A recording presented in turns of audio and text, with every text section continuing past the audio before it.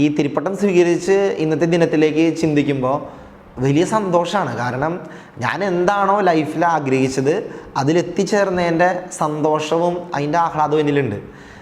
നമ്മൾ പറയില്ലേ, നമ്മൾ സ്വപ്നം കണ്ട് നടന്നിരുന്ന ഒരു കാര്യം നമ്മളെ ജീവിതത്തിൽ നിറവേറുമ്പോൾ കിട്ടുന്നൊരു സന്തോഷം.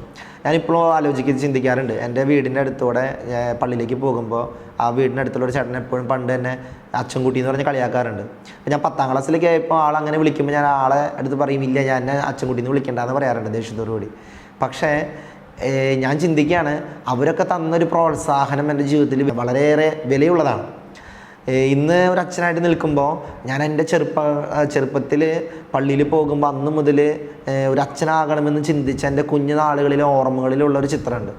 അത് നിറവേറിയതിൻ്റെ വലിയ സന്തോഷത്തിലാണ് ഇപ്പോൾ പട്ടം സ്വീകരിച്ചിട്ട് ഏകദേശം 7 മാസത്തോളം കഴിയാണ്.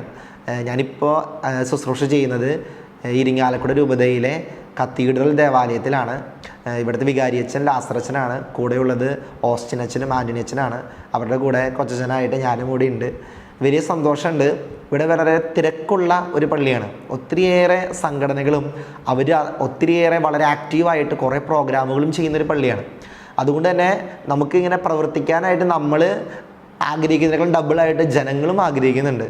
അതുകൊണ്ട് തന്നെ ഈ തിരക്കിനിടയിൽ നമ്മളിങ്ങനെ ഓടുന്നുണ്ടെങ്കിലും കർത്താവിനോട് കൂടെ ആയിരിക്കാനായിട്ട് സമയം കണ്ടെത്തുമ്പോൾ മാത്രമാണ് പ്രലോഭനങ്ങളെ അതിജീവിക്കാൻ പറ്റുള്ളൂ എന്ന് പലപ്പോഴും തിരിച്ചറിഞ്ഞിട്ടുണ്ട്. കാരണം നമ്മൾ ഈ 7 മാസത്തിനിടയിൽ നമ്മൾ പലപ്പോഴും പ്രലോഭനങ്ങളൊക്കെ വരുമ്പോൾ തിരിച്ചറിഞ്ഞൊരു യാഥാർത്ഥ്യമാണ്, ഈശോയുടെ കൂടെ ഇരിക്കുന്നില്ലെങ്കിൽ പെട്ടെന്ന് തന്നെ പ്രലോഭനത്തിൽ വീണുപോകും. അതുകൊണ്ട് തന്നെ ഞാൻ എൻ്റെ പൗരോഹിത്യ ജീവിതത്തിൽ എടുത്തിരിക്കുന്ന 3 വ്രതങ്ങളുണ്ട്. അത് 3 പ്രത്യേകിച്ച് ദാരിദ്ര്യമായാലും ബ്രഹ്മചര്യായാലും അനുസരണമായാലും ഈ 3 വ്രതങ്ങളും അനുഷ്ഠിക്കുന്നതിൻ്റെ പിന്നിൽ കർത്താവിൻ്റെ കൂടെ ഇരിക്കുന്ന ഒരു സമയം അത് വളരെ പ്രധാനപ്പെട്ടതാണ്. എൻ്റെ ഈ ഒരു ഇടവക ദേവാലയത്തിനടുത്ത് തന്നെയാണ് രൂപതയുടെ ആത്മീയ കേന്ദ്രം, സ്പിരിച്വാലിറ്റി സെൻറ്റർ. അവിടെ എപ്പോഴും ആരാധനയ്ക്ക് എടുത്തു വയ്ക്കുന്ന ഒരു പള്ളിയാണ്. അതുകൊണ്ട് തന്നെ ഇവിടെ പ്രാർത്ഥിക്കാനായിട്ടുള്ള സാഹചര്യങ്ങളും ഒത്തിരിയേറെ ഉണ്ട്. നമ്മൾക്ക് ഒരു ഇൻട്രസ്റ്റ് ഉണ്ടെങ്കിൽ, നമ്മൾ ഇതിനു വേണ്ടി സമയം കണ്ടെത്തുന്നുണ്ടെങ്കിൽ നമുക്ക് പ്രാർത്ഥനാ ജീവിതത്തിൽ വളരാനുള്ള ഒത്തിരിയേറെ അവസരങ്ങൾ ഈ ഒരു ദേവാലയത്തിലുണ്ട്.